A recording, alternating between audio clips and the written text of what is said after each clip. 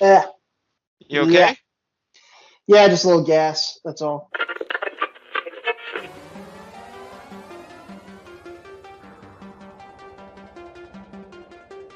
It's that time again. Time for the all new Culture Cast, which begins right now. And welcome back, everyone, to the all new Culture Cast. I'm Nick, and with me today is. Cousin Charles, Hey, cuz, how you doing today? I'm doing pretty good. I'm doing really, really good. Uh, for any of you wandering at home, this is recorded right after the 4th of July. So I'm just pumped full of freedom and America, and nursing a slight hangover. So Perfect. Is that a Last Jedi poster I see in the background? it is a Last Jedi poster. I am still in that camp of I liked the movie, and then it No, no, turns out. no. I overall like that movie too. I don't think it was as bad as people make it out to be, but like it's. I was not expecting. I'm looking in the background here over the video chat, and I see what looks like the Last Jedi poster. I'm like, huh, that's Yeah, interesting. yeah, I think we've got. I mean, I haven't updated. I'll be honest, I haven't updated my poster collection since college. But we've got Argo, The Dark Knight Rises, Gladiator, Mad Max Fury Road, and Star Trek '09 currently displayed. So just the hits, only the That's the hits. hits from the last 10 years or so. Exactly, it's like a time capsule. Or go fuck yourself. Remember that? Remember Yeah. that, kids? Remember the movie Argo? Hey, Ben Affleck was on a hot streak, and then he became Batman, and it all went downhill. I didn't mind his Batman, but I minded the movies he was in. But that's another Yeah. topic for another day, which we will gladly talk about when I have time to watch the Snyder Cut. I was gonna say, is that gonna be? That's gonna be after our Twilight, our massive Twilight review that's coming up, right? Yes, definitely so. Okay. Um, we'll probably do that next week. But anyway, so I are you familiar with the toy company NECA? I cannot, and that's not a bit, but I can. I am not. So I have no Okay. idea. What is NECA? NECA's a toy company. They make the action figures that are more like collectible, like higher end sort of thing, and Okay. their quality's pretty good, but their distribution is garbage. Um, and I don't know what a better way they can do it. I really don't. They're coming out with a new line of figures based on the Universal monster movies, and the Okay. first one out is Frankenstein. And I'm really tempted to pick it up because I'm a big fan of Frankenstein. And Yeah. I'm sorry, the first figure is Frankenstein's monster. For those of you who are like tweeting Oh, us right now, it's not the name of the oh, monster. Nick, it's actually Frankenstein. Frankenstein, yes. Um, but they released, I guess, it's going to be store exclusive, which is as of right now, I think, which is a nightmare. Because here's the problem, and I'm not the only one who complains about this, is that there'll be store exclusives, either Walmart or Target or something like that. It's certain items, and then like they're not like through the typical Target or Walmart distribution. It's like a side company that comes in. They have a little end cap they put up, and Right. then their people do it. But here's the thing: you have like the store employees who like, oh, like they also do big Ninja Turtle stuff. That's their Right. big thing around Ninja Turtle. And you have this Go Ninja. uh you'll have like people like, okay, we have the new display up, and then like the Target employee comes and like takes them all, buys them to flip them on eBay. Oh, so it's an inside job, is what you're getting at. Sometimes, yeah, and it's no fault of the NECA person because he doesn't care. He just sets it up and whoever buys it buys it. But then you get like someone buying like 10 of the same character because they're rare to begin with because it's a store exclusive, and then someone who just wants it for either their kid or themselves, you're not going to be able to get it unless you try to get it on the secondary market for exorbitant prices. There was one video I saw where someone was like videotaping, like, oh, I'm going out on a hunt today, I'm going to find it, and they turn the corner and you see the distributor like handing the like all like the sets to like the Target employee, and she's like, the videotaper's like, oh, are you getting them all right now? And the guy's like, well, were you looking for one of these? I'm like, yeah, that's kind of the reason I came today. I was hoping to get it. It's like, okay, here. And you could tell like the target employee was not happy about that. What I'm hearing here is all you need to do is just need to go to your local Target, apply for a job like, I don't know, sweeping the floor or something like that. And then when the next guy shows up, you buy all the stuff, flip off your manager, and then just say, "I got what I came here for. Good day, Y- sir." You really could, I guess, but anyway, the Frankenstein thing, they're supposed to release. They're doing like a special Walmart release at like for a Father's Day. And Mhm. I just for kicks, I went through a Walmart a couple of days after the fact, like, hey, I wonder if they have it. Like, I didn't know if I was gonna buy it, but I kind of wanted to see it. And like the everything's like cleared out. And I kept wondering if like people like all rushed and got them, or the store didn't get any, which is also a possibility. My question is like, are they going to like redistribute them? Is it going to be a possibility of people buying them, or is it just, well, that was the only time we're doing it? Sorry. So I don't know. It's just frustrating. The Well, the it, woes of me. it'll be like that bit from Futurama where like Fry's trying to buy the iPhone. It's like, I think we got one in the back, and there's like a bin full of. Was that Yeah, Futurama? yeah, it was Futurama. I That's remember where the bit, but I the couldn't remember the where it came from. that's where the meme, the "Shut up and take my money." It's from that. It's from that Oh, episode. this episode. Man, it's been so long since I've watched a run through of Futurama. I used to be addicted to that show. Hmm. Um, I wrote actually because I clearly had nothing better to do with my time at the time. I wrote a very extensive chronology of Futurama, up and covering up until the fourth quote unquote movie. Hmm. Um, I haven't gone back to do the episodes since then. I'd like to just so I can complete it, but it was quite the undertaking. I had more time in my hands Yeah, back then. you'll be like Bilbo Baggins in the Lord of the Rings. Like you'll finish your story, and then you'll go off to I don't know, wherever the hell they went in one of those 12 endings. I can remember. Oh my god! Yeah, Like, well, the movie's done. Oh nope, nope. I'm gonna sit back down in my seat. Oh, yeah. the movie's done now. Oh nope, nope, nope, nope. Wait, is it done? The credits going. This is pre-Marvel, so it's probably not gonna be anything else after this. So, So, uh, Sauron anyway, shows up. Sauron shows up. Fine, I'll do it myself. yeah, right. Lord of the Rings Endgame. How many movies? Anyway, so what's our topic today? Cause this was your Uh, idea. this was so originally I wanted to do. I was trying to think the most patriotic, red-blooded American movie I could think of. Which my first thought was Independence Day, but I think we go back through the archives. I think we had already covered that. We With did, and it's its 25th anniversary, I think, this year. oh god, is it that old? I think it came out in uh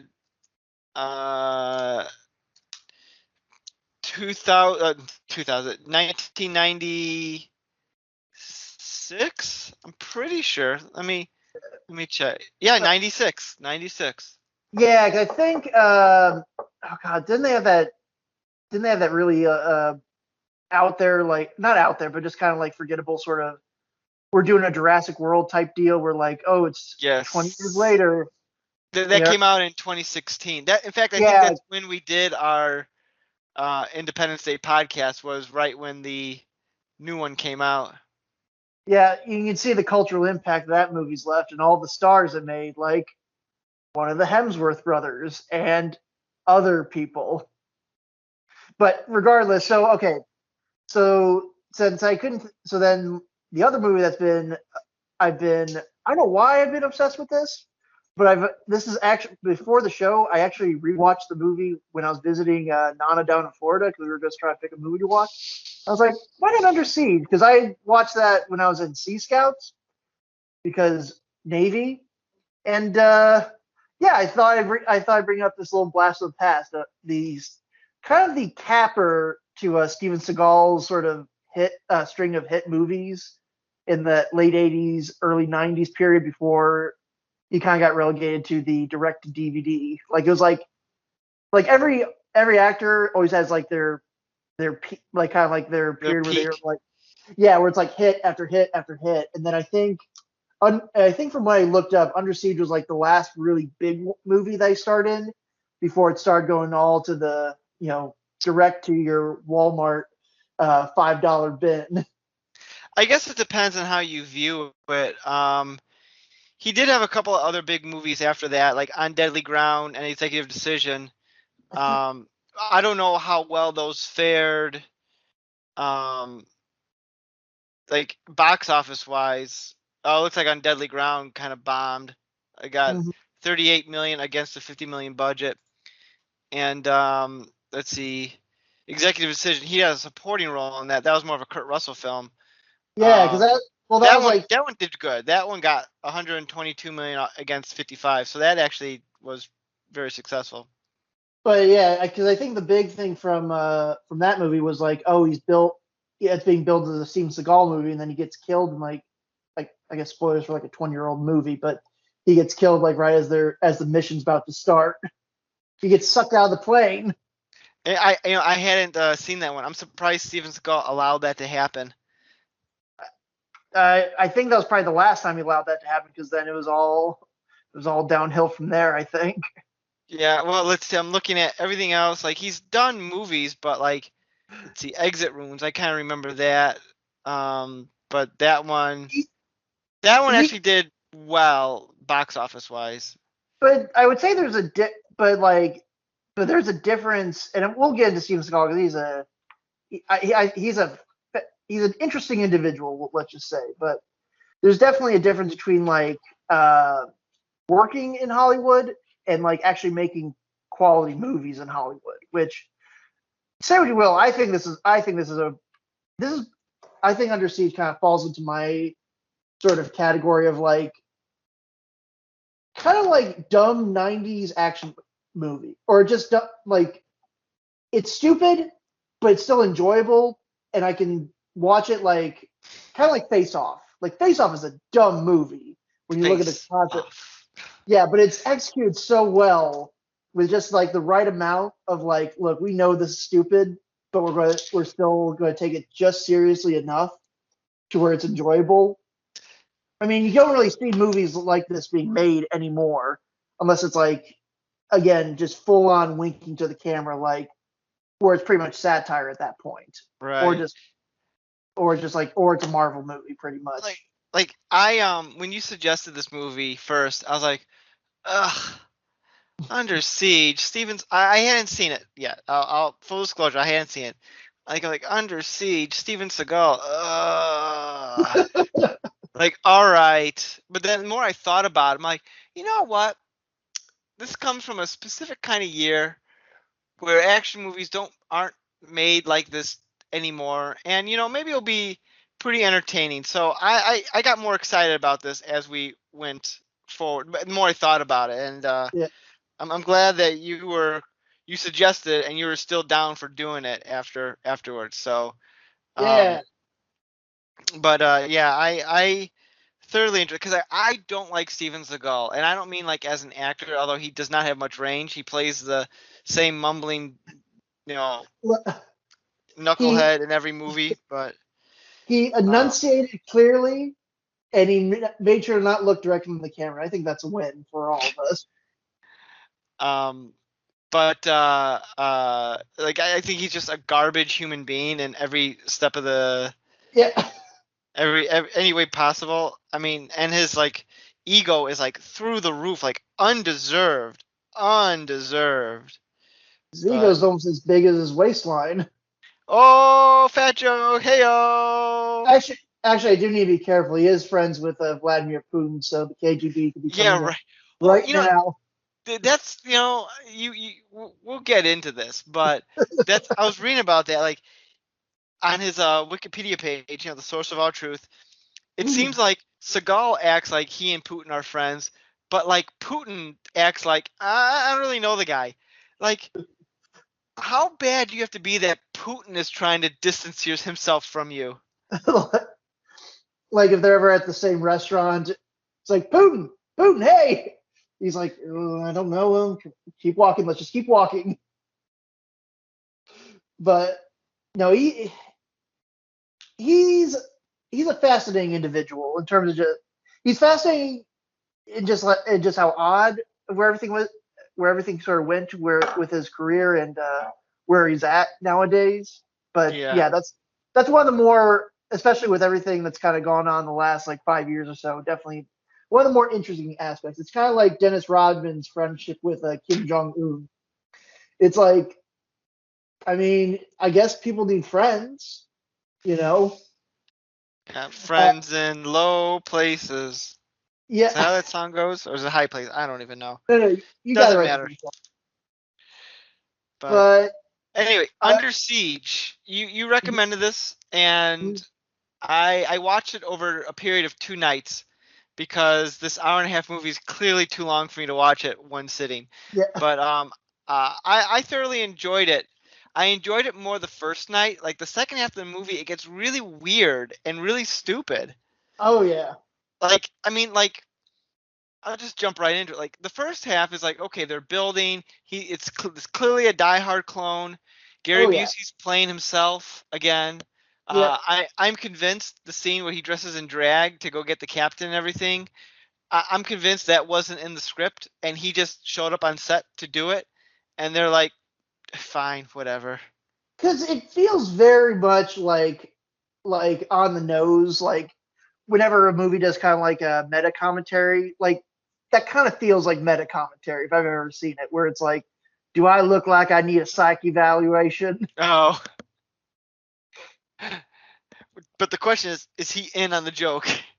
Um, I don't think so. I think he's legitimately saying, I do not need a psych evaluation. I am perfectly sane. Gary Busey, the actor. um, like Tommy Lee Jones was in it. When before he was like Tommy Lee Jones, like just before he hit it big with Fugitive. Well, Um, but he still looks like he's 75 years old. yeah. Tommy he, Lee Jones has been 75 years old for the past 40 years. he's got the Morgan Freeman syndrome where it's just like you're stuck as an old man from when you're like late 30s onwards. Like you're just, for some reason, you just never, you're stuck permanently in that sort of like, you physically will always look this way. It's like a, it's like a revert, it's kind of like a reverse Dorian Gray or something. Um, and like the first half of this movie builds pretty well, where he's like trying to get out of the ship. He's contacting the military, and I don't understand why everyone on the ship seems to hate him except for the captain. I guess he's a little mouthy, but like everyone hates him on this ship except for his like The um captain. the well and the cooking crew. Yeah. Yeah. He tries, because which is kind of, I don't know. I'm assuming they're just friends because he doesn't really have much charisma or anything like that. It's like we're going to They just have. they explain it like they hand wave over it like 2/3 of the way through the movie where Seagal was like a special forces, and then something went bad, and then the captain took pity on him to have him be the cook for to live out his Navy contract or something like that. Right. It's weird rewatching it. For some reason, in my head, I thought they like I don't know if this is like kind of like a Mandela effect or something like that. For some reason, in my head, I thought there was like, oh, he was like a terrible cook. But it's like, why are you the cook of the ship? But for the most part, he seems to enjoy cooking and does a decent enough job. Right. I don't know why. My memory was that's somehow I don't know where I got that memory of. Maybe it's just like, okay, what's the most cliched thing you can do? Like, oh, he's a terrible cook, but he's a bad at, he's the best of the best of the best. he's a he's a how's that phrase go? He's a loose cannon, but he's all we have. Yeah. Well, I mean, that's literally what happens once he has to try to rescue the crew. He's like, the one admiral's like, since I can't control you, I I'm might just as going well to, use ya. yeah, I'm going to let you go nuts. um, no, but I will say this movie has the most bonkers setup for its whole like, and not the whole. Okay, we're retiring the USS Missouri, which shout out to Missouri.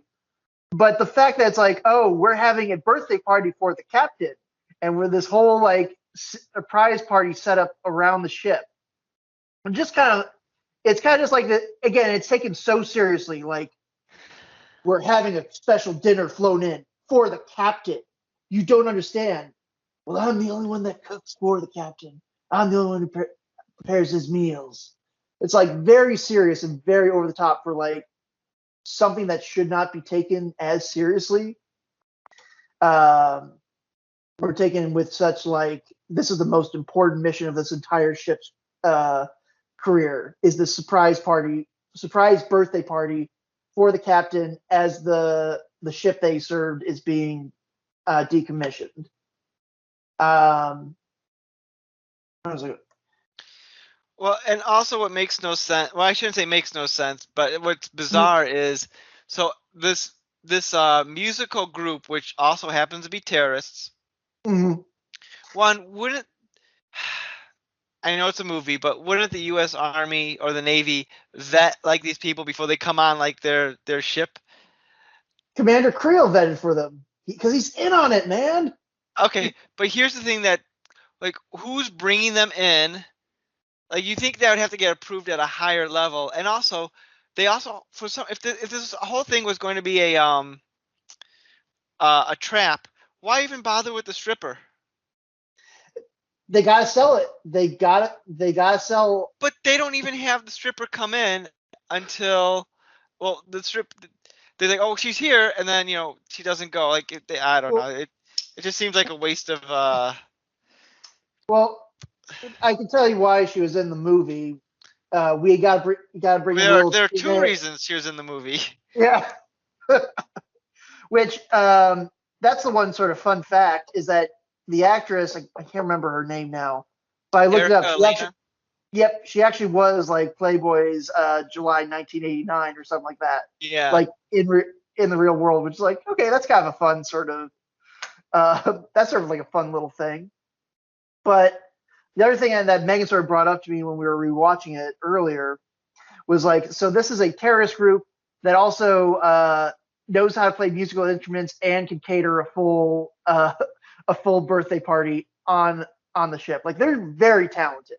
Like they're really selling their again going back to like, oh, you'd think they'd be terrible at this. No, they're so I'm assuming in between CIA operations, they were like, okay, 5, 6, 7, 8.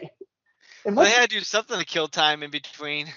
Yeah, what was it? It was like Billy and the Jailbirds or something like that. Or yeah, something like that. Yeah. yeah, but like I would say yeah, but I mean let's go into the highlight of the movie, which is probably Tommy Lee Jones doing he's basically doing Joker before Heath Ledger was doing Joker. He's just like nuts throughout the whole thing, like that. Well, that's why I wasn't sure. Like he's definitely very animated, but like he's acting nuts. But it's implied that it's all a ruse for the admirals, thinking like, oh, this guy's nuts, but in reality, he's just like throwing them off with like a performance.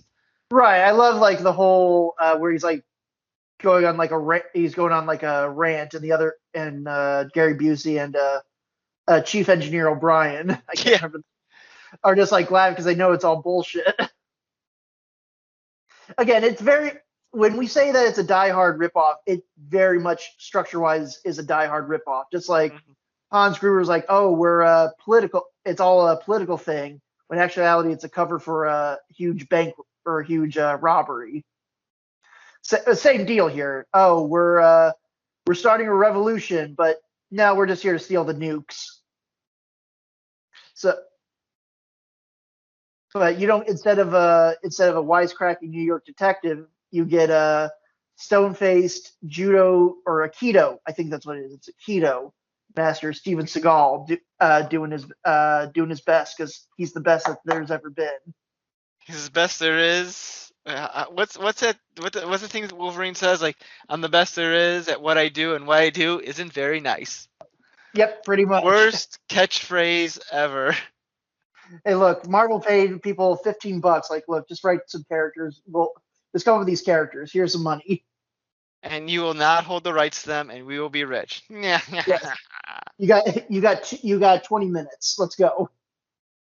Um, but no, by Tommy Lee, yeah, because it's very much. I think if it hadn't been for Tommy Lee and Gary Busey, like they know what kind of movie they're in, and they're just having the time of their life, or at least they're just enjoying the fact that they're just like, you know what, we know this is dumb. I think everyone involved making this knows that it's dumb, but we're going to, you know what, so we're just going to have fun, and we're just going to. I would say they give it their all. They don't really phone it in. They're committed 100% Oh yeah. to this role. Well, To their they role. know they're playing cartoon characters, so they're totally okay with it. Pretty much, because yeah, I think the second time I rewatched it, I picked up a lot more on the Looney Tunes references, where like his call sign was like Roadrunner and Wile E. Coyote, Yeah. and the fact that he has that rant about like after he basically gets blown back by the battleship guns going off, where he's like, because I'm assuming his like eardrums have bursted from, yeah, he's like, goddamn. He's like Roadrunner and the little mustache, the one with the little fucker with the mustache. Like he's like going nuts in like the whole like in the war room, like Saturday morning cartoons, the best.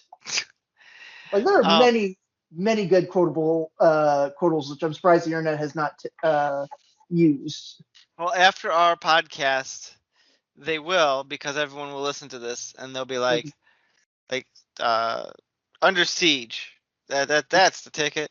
yeah, But it's interesting with this movie that how like I feel like Seagal and the villains are in two completely different movies, and I'm even though Seagal does a number of like killing people in this film, I am shocked that he did not have a showdown with Gary Busey's character. Like he should have had the showdown with Gary Busey yeah. instead of Tommy Lee Jones, because there's that animosity there at the beginning of the movie that is not paid off. I mean, he fires like a missile at him, but like he didn't know he was on that boat. I don't think.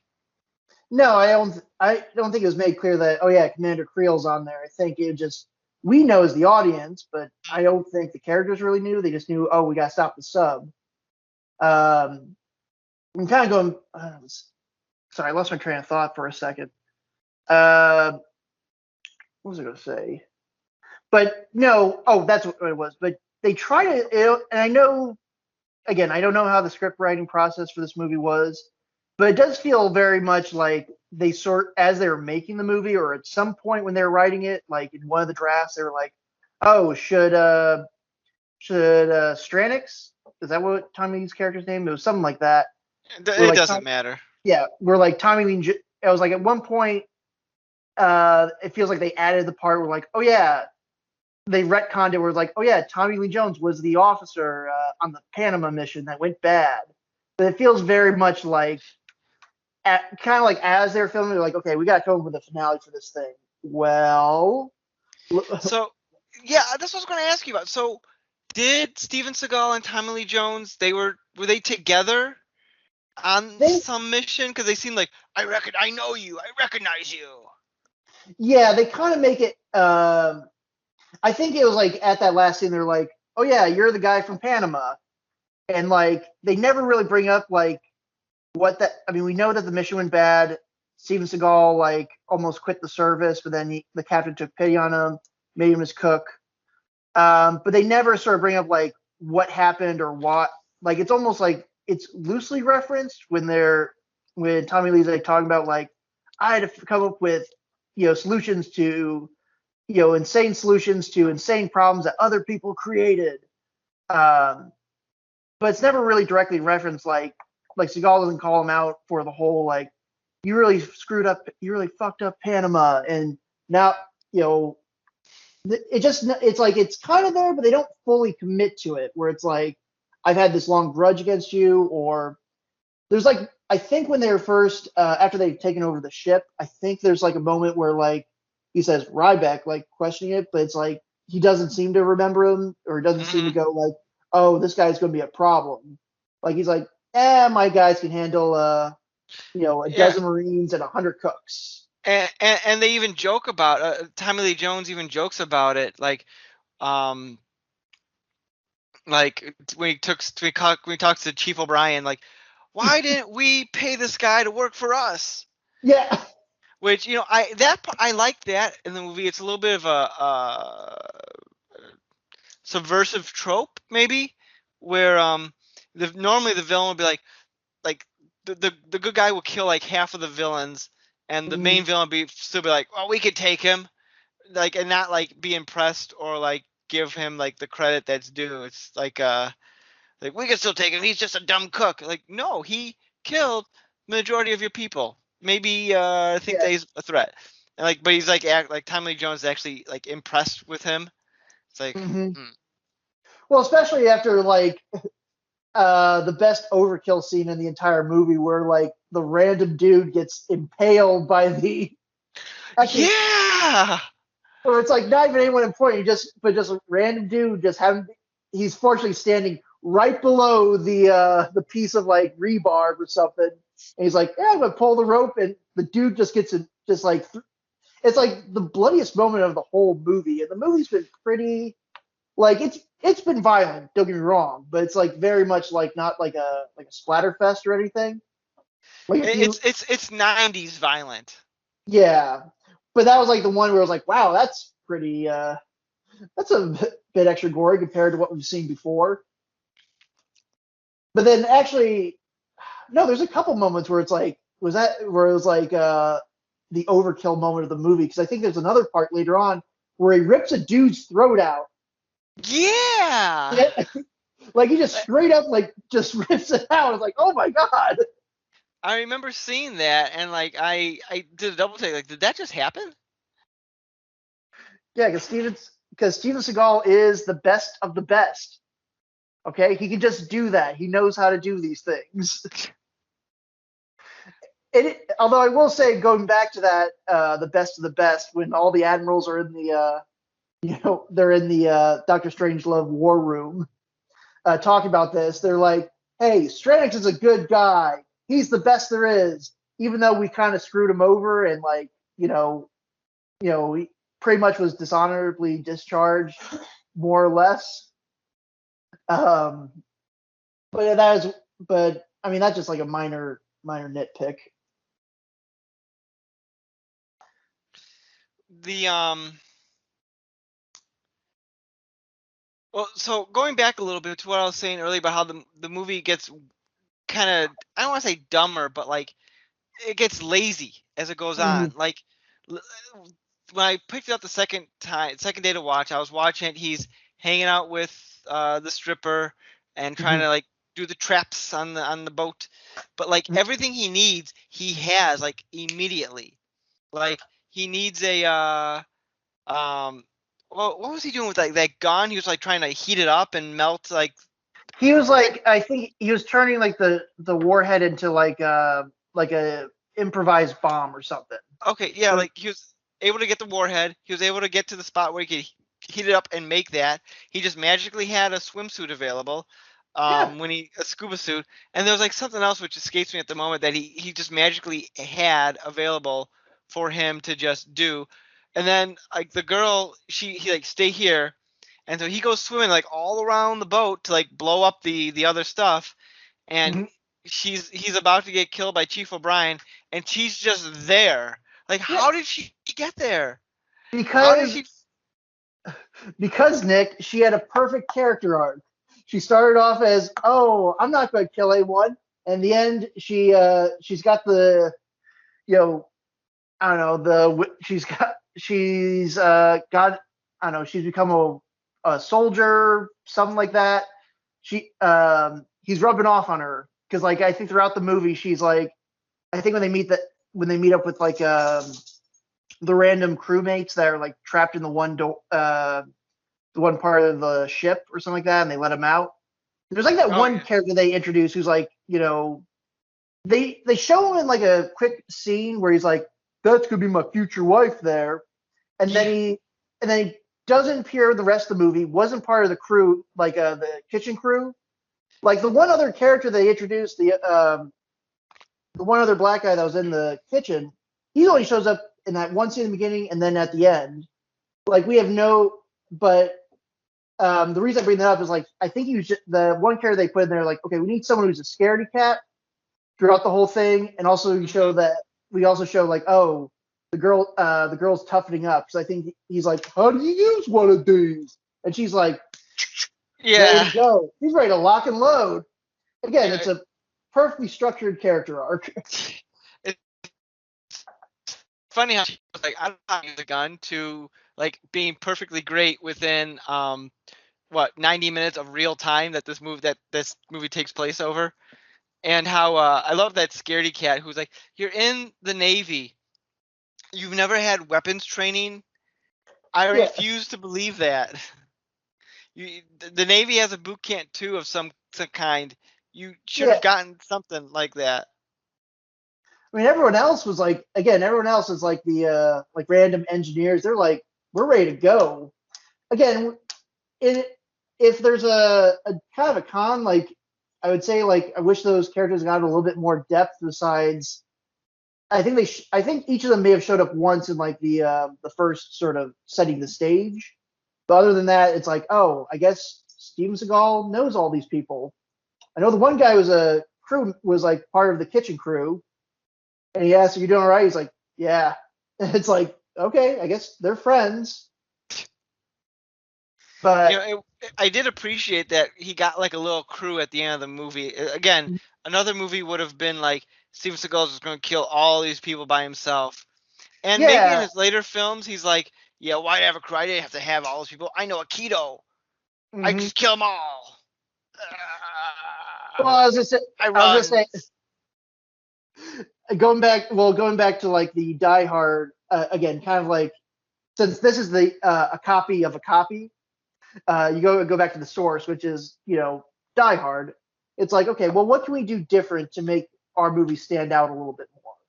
Well, maybe he gets his own little like little A team throughout it. Who they each have their special skills and they help them take back the ship because isn't it crazy for one man to be for a one man army? But That team was neat, but like none of them, they're all interchangeable. I couldn't tell you anything about them other than that they were there. I will say this, and again, I'm going to bring up another movie that nobody's thought about for the last like 8 years or so. Do you remember when Hollywood thought it was a good idea to turn the board game Battleship into a movie, and they had With Rihanna? with Rihanna, and that one guy that was from Friday Night Lights that Hollywood desperately tried turning into a big Oh, star. was it Taylor Kish? Yeah, Taylor Kitsch. Like they give him every opportunity. Like you're gonna be in Battleship. Hollywood's Gambit? Yeah, that's right. He was Gambit. Yep. But I will say, of all the things that that movie lazily ripped off or tried that didn't do unoriginally, they even ripped off the one scene that was in this movie where it's like, well, we're on an old battleship. We got to use the. Thank goodness we have like an old timey veteran who knows how to work these, the big fuck off guns. Because that's exactly what happens in Battleship. They're like, we don't have any more ships to fight the alien ships because that movie's a train wreck. But it's like, fortunately, we have all these like 70 to 90-year-old veterans who are there back in World War II. So, but that's literally like, oh, you took the one scene from Under Siege and decided to turn that into your third act. Oh, that's cool. So that's a movie I do not want to cover unless under like duress, like if you kidnap my dog Max and force me to. So spoilers, all new culture can cast fans, we're not covering Battleship unless there's enough clicks. So like and subscribe. Well, I have bad news, because we're going to talk about Battleship every single week from here on out. Oh, I mean, we could talk about. I guess we could bring up Rihanna's acting career. I mean, I think has she been in anything else besides Battleship? I don't know, has she? I don't know. I feel You like tell she us. has. I'm going to look this up right now Okay. because even though we're talking about Under Siege, It's got. I um, mean, they both have boats in it. both have They both have it's basically the boats. same thing. Yeah, Oh, they're on the she water. was in Ocean's 8, and this is the end. Home, Oh yeah, that's right. the Annie remake, Valerian. Um, let's see here, more movies. Um, Katy Perry, Part of Me. All right, that's like I I'm think that's like guessing a. she's playing like herself in a lot of these. Although I do remember her in Ocean's 8, but I did not. Yeah, I was gonna say I did not see the lady reboot of the Ocean's 11 because movies. you hate women. Probably that's probably it. Uh, I will say I was joking before, but I do think like the stripper character. I can't I can't remember. I wish. What did you say the actress's name was again? Ellen Alenka, Yeah, Ellen Link. Erica Alenka, Okay, who played Jordan Tate. Jordan. I will say I think she had a pretty good. I think it was a pretty good like again like I said good sort of character arc throughout that movie. Again, nothing deep. We're not. None of this is Oscar worthy, people. Like this is just. But in terms of like okay, basic storytelling, like I thought it was pretty good. Good setup. Good, or at least not the worst delivery I've seen. You know, for a movie of this caliber, where it's like one man, one mission, one desire kind of film. I did want to. The other thing I did want to bring up, which I think I kind of touched on before, but I was like, but I think we brought up like Hollywood doesn't really make these kind of movies anymore. Where it's like, I'm not talking about like dumb action movies. I'm talking about like, okay, here's your budget. It's not $100 million. It's like under 50, smaller kind of smaller scale, but you can still pull off some big ideas, some big like action scenes. Self-contained, not trying to start a franchise. It could just be a movie. It could just be out there, and you just enjoy it. But I think now, if you released a movie like this now, and it didn't make like all the money, Mm-hmm. like I think it did what was considered successful back then, like 100. Like I think, like I said, I think it was like $35 million budget, and then it's like 150 million like worldwide. It's Yeah, like that's a yeah, hit. 156 million. Yeah, it was very successful. Yeah, but now it's like, well, I will say those numbers are a little bit skewed now because of coronavirus. Because now we have to like rely on streaming numbers stuff like that. But before Right. that, before that, very much was like if you didn't make all the money or didn't have potential to set up like a dozen and a half sequels or franchise material, I'm sure they're like hoping for a sequel in some way, just because money talks, and they want to well, make. Steven well, I was Seagal's just got to eat. He yeah, likes to I eat. I will say this. I mean, there actually, this is, I think if I remember, I looked it up, but I think this is Steven Seagal. There was actually a sequel for this, Under Siege 2. Cruise And it's, control. no, no, No, no. I know. That's, but that's the Dark one where territory. something like that. But he's like on it. Basically, it's like, well, what else can we put Steven Seagal in? On a How about, train. uh, but I think that's the only one of his movies where he's had like a direct like I'm playing the same character. I mean, he's pretty much just playing He plays the himself. same character in every single movie. But yeah, Yeah, I think it's the only thing he's done with an actual like sequel, like legit like follow up sort of thing. I don't think there's been anything else he's done. Looking at his um filmography right here. Oh wait, he has done one other sequel. oh, okay. He's done. Okay, so he was in, and these are all phenomenal, award-winning films. So good they skipped the theatrical release and went straight to video. He did a movie called Force of Execution, and then did a prequel the following year called A Good Man. Oh And my god. then he did the movie the following year after that called Absolution, which was a sequel to The Good Man. So there's a Steven Seagal trilogy out there that people probably aren't even aware of because it's directed video. Well, you just gotta go to your local Red Box or the discount bin at Walmart and just really dig for. You gotta dig to the bottom to really get the good stuff. I'll just search YouTube. I'm sure it's on there. No one's going to care about the Yeah, copyright. yeah. Um, I would say that's kind of like the one of the sort of again we joked about him playing the same character, but that is kind of like because he doesn't really have any charisma. He does not. He's a void of charisma. Yeah, they tried giving him jokes and like one-liners, and they just there wasn't like a single good one-liner in this movie. Like I think there's like I think there's like the moment where he's like, I think Tate like says, "So you're not a cook?" He's like, "Yeah, well, I also cook." Like, okay, Yeah. Okay, that tells me nothing. yeah, Like again, and he has no chemistry with like anyone because no, he's so like at the end of the movie we're supposed to believe that he gets in a relationship with Tate, mm, and it's like what else can you do? Well, I could do this, and he plants one on her, and it's like, no, that's just creepy what you're doing right there. That's not attractive. You're being a hey, creep. Nick, it's a movie. You get that's what happens. You get the girl at the end. True, but like if he has to have some sort of I don't know, chemistry with them would sell it better, but instead it's just kind of like, I'm going to kiss you now because you're the Playboy model and I'm the hero and I get to have my say.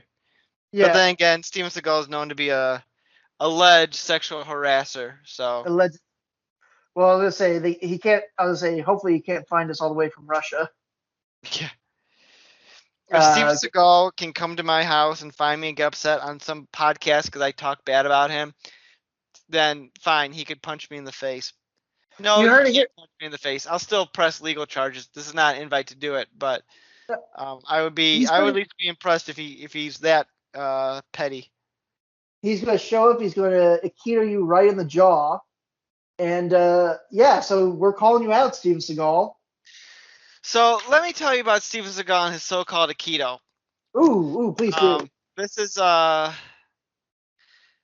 we'll jump into trivia here. It's a little early, but you know what? I don't care. It's trivia time. So I was reading about this, and he has a big problem with stuntmen. Apparently, he's a little overzealous with stuntmen. He is a little too rough with them. He believes that because he's a keto master, he's allowed to punch him in the face or wherever Oh when my that's not how god. things are supposed to be done. Um, and Can't, I was gonna say, can't imagine why people wouldn't like working with the guy. apparently, he broke Sean Connery's wrist during the movie Never Say Never Again, which I'm surprised he was allowed to work in Hollywood after that, but whatever.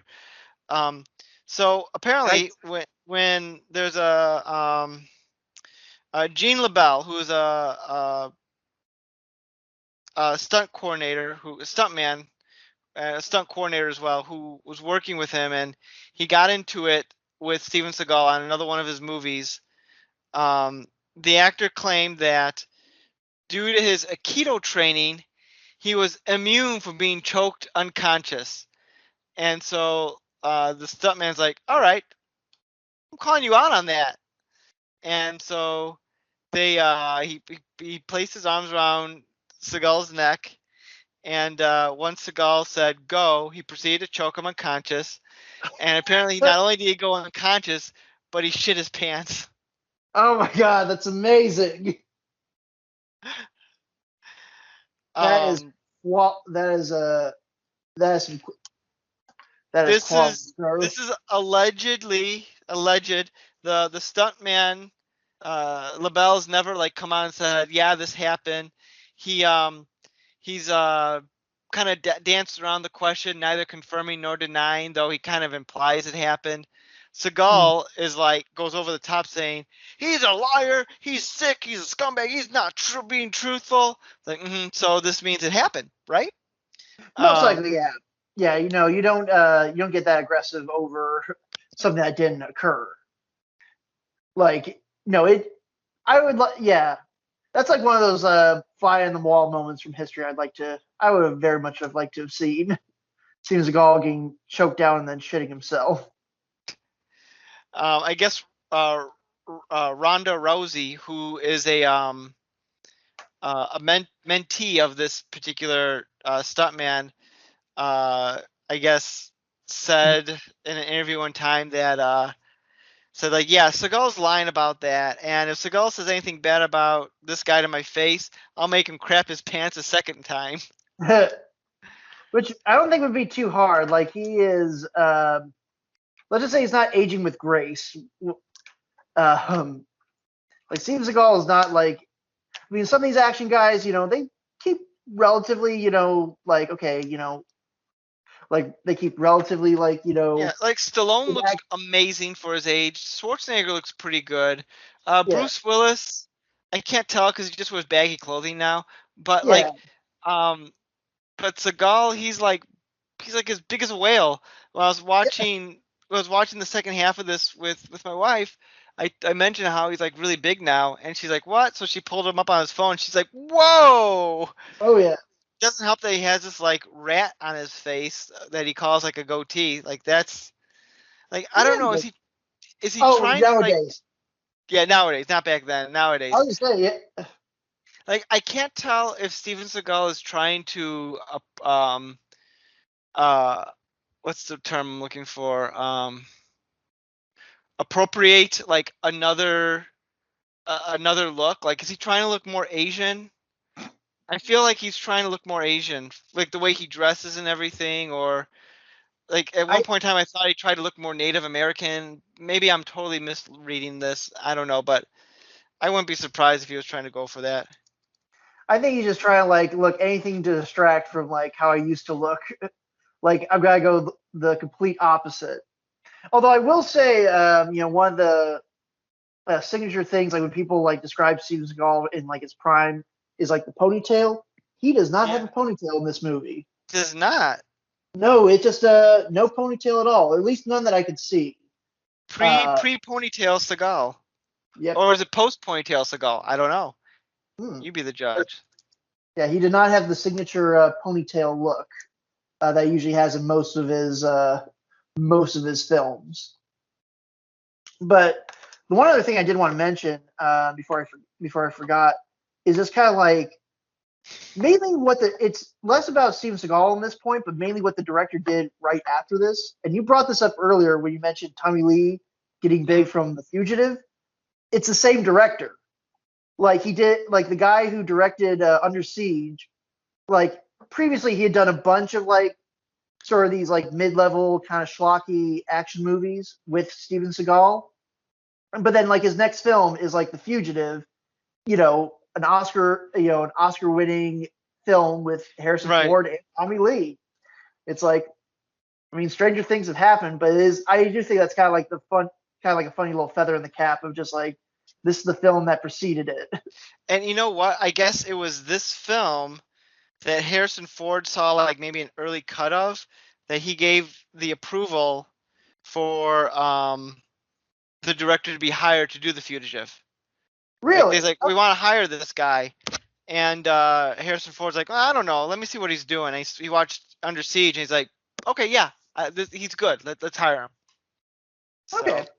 So I think, I think there's some interesting shots. I think some of the action, I think definitely like, he's good at capturing like a lot of the character moments, but I don't think some of the action I felt like was a little too choppy for my taste at least. yeah, I could see that, like especially during the more violent stuff. Like I wonder if it was a longer cut that they had to cut down so to get a better like what was this movie rated R or PG-13?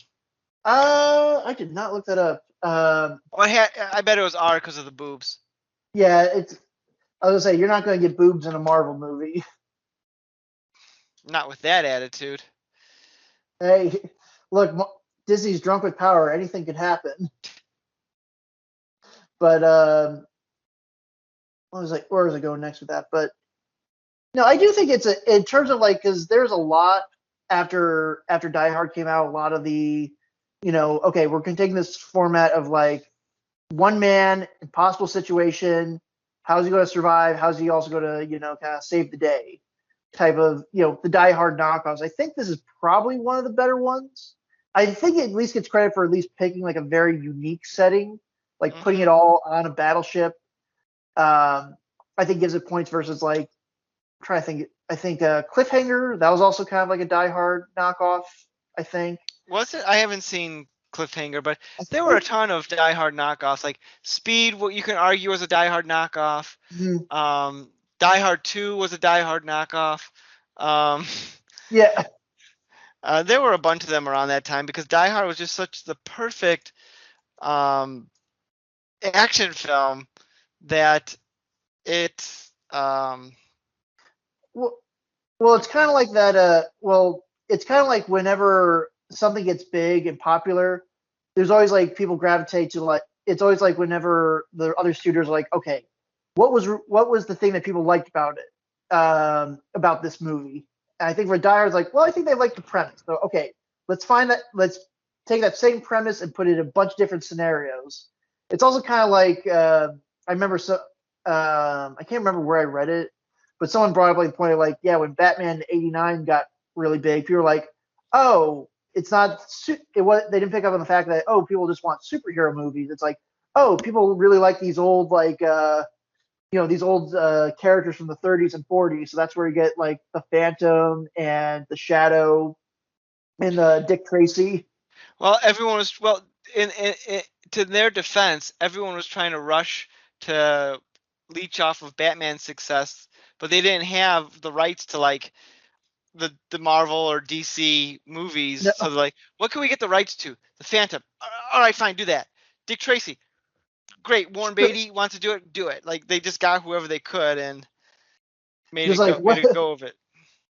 Like, what do we like? Does anyone got any old cereals that we can use? Where is it? I'm trying to think of my next. Sorry, I'm trying to go through my notes. I didn't write notes because it's. I lied. Yeah, it's blank. It's blank. I got throat. But no, I would say it's it's definitely one of the like I brought up the comparison before to like Face Off, but I do wish there were more movies I could at least find that are kind of like this level of like not total B movie schlock because a lot of those just end up being more boring than anything. Mm-hmm. But it's like where we're fully committed to a ridiculous premise, but we're going to play it 100% straight. Like no winking at the audience, no like, look how silly this is, or anything like that. Like where it's committed to just having this outrageous idea and just seeing it through fully. Because there's not. It was like that one glorious period in like the late 80s and 90s, and even I think it went into the early 2000s a little bit, where you could have these sort of like standalone, like action movies that were just really had these more or less more or less just kind of like high concept ideas, because you don't really see too much of those nowadays. No, none that I can think of. I mean, because everything now, like everything's changed. Because everything now has to be $1 billion blockbuster. You don't get these smaller movies that like they don't need to make $1 billion to get their money back. Those films are going straight to streaming because there's a better audience for there. Even like DVD, even straight to DVD is not even a thing anymore. It's like straight to streaming, and they'll like pump it up. Like I was thinking about this not that long ago. Do you remember a movie 8 or so years ago that came out called Premium Rush with Joseph Gordon-Levitt, and he's the bike messenger? Is it Michael Shannon's trying to run him down or something? Yeah. Like that was a fun little movie that I saw in theaters, and like you're not going to get a movie like that anymore in theaters. Right. Like, you need to have like your Avengers and your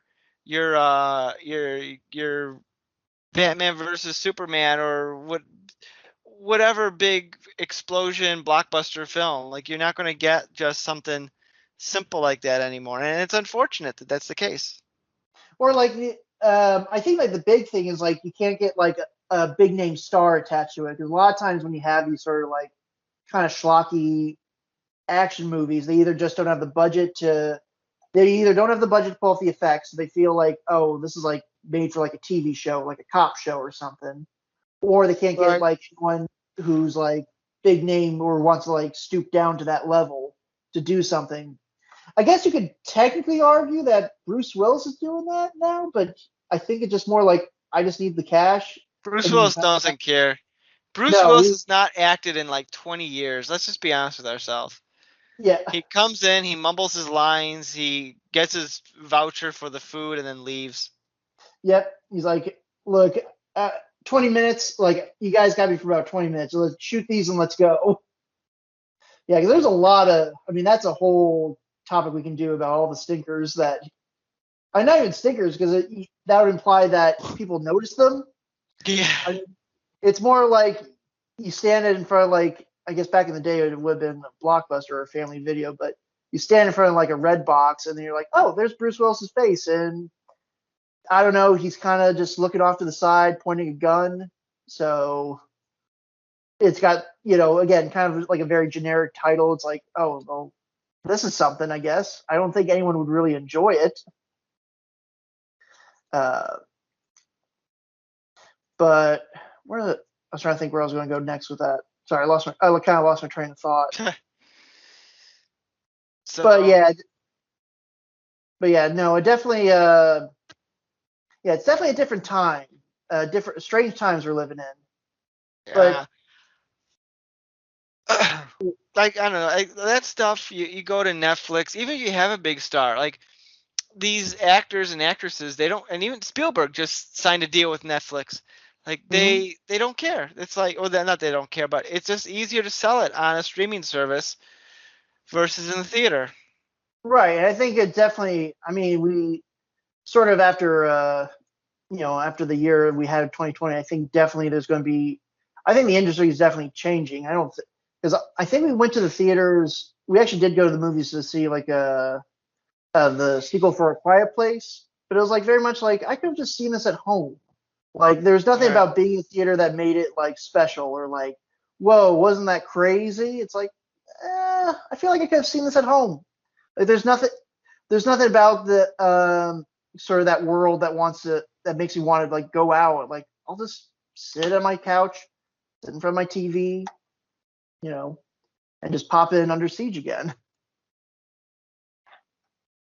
But you're not wrong. No.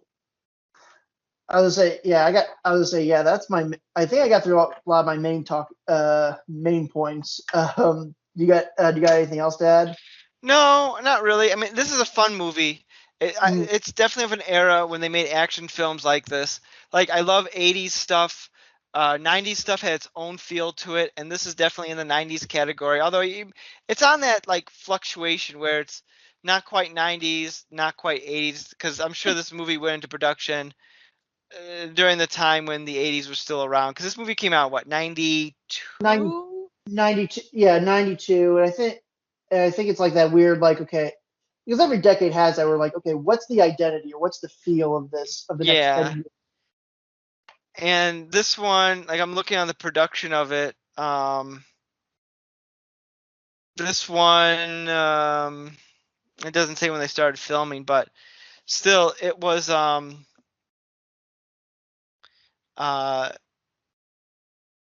mean, it came out during that transitional period, but it's still, it's I would recommend it. I mean, just for a lighter action film, it's not bad. I would say it's kind of it's a perfect Sunday afternoon movie. It's like, you know what, you can just kind of sit back. You can, if you need to, check your emails or like, go to the other room. You can just leave the movie running. It's like by the time you get back, it's like you pretty much know exactly what's going on. But no, it's a good little Sunday afternoon film. I find it interesting that Steven Seagal, they have him wearing his like officer's white uniform on the poster, when like in the very first scene they make a big deal about how he doesn't like to wear his officer dress uniform. That I was gonna say that's again, it's a perfectly structured movie, Nick. It's he got like I say he starts the movie like disillusioned by the Navy. By the end, he's like all about why he joined the Pro Navy. Navy, which is why in the Exactly. sequel he has nothing to do with the Navy. Nope. Because he got a check from Amtrak saying you're doing this one on a train. Okay. Will I be able to beat the stuntmen around? All That's what right. I'm gonna do. All right. No, that's Cool. my Vin Let's do Diesel. this. Hey, Yeah, it's all about. you did it better. You did it better, but yeah. I was gonna say if it's Vin Diesel, it's all about family. I haven't seen F9 yet. I want to. I probably won't until it comes on uh Redbox or whatever, but I've been liking the memes I've been seeing lately where it's like where it's something like from Star Wars episode 3, like you see Anakin flying in one image and it's like, "Dom, what are you doing out here?" It's like, "What do you?" It's like, "I'm here to help." Like, "Do you need?" No, he's like, "What do you say?" Anakin says, "Oh no, Dom says to Anakin, do you need any help, fly boy?" And like Anakin says to Dom, like, "What are you doing out here? How can you fly that car in space?" And Dom says something like, "You can fly anything as long as you have family." Yeah. I Or butchered it. No one should be laughing at this no, right no. now, but I think the one I saw was like Thanos is tough. It's not nearly as tough as family. yeah, I've seen that one. I mean, those look. I unironically love those movies. Oh, I love They're it too. Like they're now that's a film series that has evolved over 20 years. that I've said argued this with several people. It's like, look, they know what they're making is dumb, but they are doing it It 100% is. straight face. Like, okay, what can we do with cars? And they come up with every idea that you think of, and you're like, wait, does this connect to street racing or or basically like another Point Break knockoff? Nah, Who it's just cares? yeah, it's who cares? It's an excuse for us to do dumb shit with cars, and that's all I need. Like, give me The Rock literally flexing his way out of a cast. Like, yeah, this is Shh, Daddy has to go to work. yeah, the this is where action movies need to be. Like, just copy Fast and Furious. Like that level of like, we know this is dumb, but we're having the most fun making the dumbest thing possible. Going to have a barbecue with my family. I love how like in those movies, like the villains who like murder like people in their crew just become their best friends, and like It, within a movie's time. it's the Dragon Ball Z style of how you build up the squad. Is that Every what they do villain, in Dragon Ball Z? I don't know because yeah, I'm not a nerd. whatever. I was whatever. That was my ish back in the day. It actually still kind of is. I have a scouter somewhere. But no, like Piccolo, Vegeta, literally everyone who Goku considers an ally was a villain at one point in like one of the arcs, and that's pretty much the Fast movies. Like the Rockshot Hunt You Down. After that, yeah, we're buddies now. At least like what's Jason Statham's thing that makes no sense, where he like kills like multiple people, including one of their friends, which apparently he's alive in the new one. So I will see how that happens. And he's like, "No, we're cool now. We're cool." Yeah. I'm trying to think. Yeah, then I think also Jason Statham's brother from like Fast Four or something, or he was Yeah, in one of the other. he was in the 6th one, and Jason Statham Yeah, was in the 7th one. yeah, we're basically. I mean, they basically just said, okay, you're going to be you're going to be your transporter character. That's what you're. That's what you're going. That's who you're going to be playing in these movies, and it's perfect. That's all I need. Uh, I was gonna say, yeah, Jason Statham is probably the closest to having it for the most part. When he was like in his prime in the early 2000s, his movies are kind of that same level of like, okay, this is a dumb concept, but we're having the most fun we can. Like Crank, like those movies where he's got to like keep his heart, he's got to keep constantly pumping adrenaline, so that way his heart doesn't stop or explode or something. That movie's nuts. I'm a fan of the Transporter series. Although I was disappointed by the first one because the reason I wanted to see that was there was a scene in the trailer where there's a missile coming at him and he takes a dinner plate and like deflects the missile with the dinner plate. And I'm Nice. like, that's so awesome! Like dumb, but awesome. So I went to the movie specifically for that, and that was not in the final cut. I was like, where's the missile with the dinner plate? That's the whole reason I wanted to watch this. It's What's in going the on? it's in the Statham cut. The Statham cut. Release the Statham cut. Restore the Statham verse. I'm a fanboy who lives with his mommy who doesn't care about anything. Where's my Salisbury steak? Nah. That's Yeah. right. Come at me, Snyder Bros. Come at me. Oh, trust me, they will. You don't want to. You don't want to kick that hornet's nest, Nick. They. Oh, I'll kick it. I will kick it again and again. Well, we'll get Steven Seagal. Well, hopefully, you'll have to fight the Snyder Cut fanboys. You'll have to fight Steven Seagal. You know what? Man, I don't you're fighting care. everyone. You know what? I could fight everyone in the world and win. You know why? Why is that? Because nothing could defeat family. There we go. But yeah, Circle. that'd be. I was like, that'd be that's gonna be some ideas. It's gonna be some ideas. Should be a film producer. I But got a lot. okay. All right, so I don't think I got anything else to say about Under Siege other than get out from where you're under at and go watch it because yeah, I don't know, I got nothing. it's a perfect movie just on a Sunday after. It's a perfect Sunday afternoon film. Check it out. I'm giving this 2 thumbs way up. No, no. I give this a Nick 7 out of 10. I don't know what that means. Look, we'll leave the fans decide what the rating scales actually mean. It's like Who's Line. The ratings don't matter. So, all right. Well, I think that's going to do it for Under Siege. I got nothing else. I was excited to end up watching this movie, so thank you for recommending and suggesting we do this. And if you have any other suggestions, keep them to yourself. No, I fib. Or do I? I don't know. We'll never know. You'll never know. I got nothing. I'm just talking, babbling right now. So, all right, cuz, it's been good talking to you. And there's our daily dog. Every episode we have a dog barking. That's my producer calling. Your producer calling like, you gotta get out of this, Seagal. He's pissed.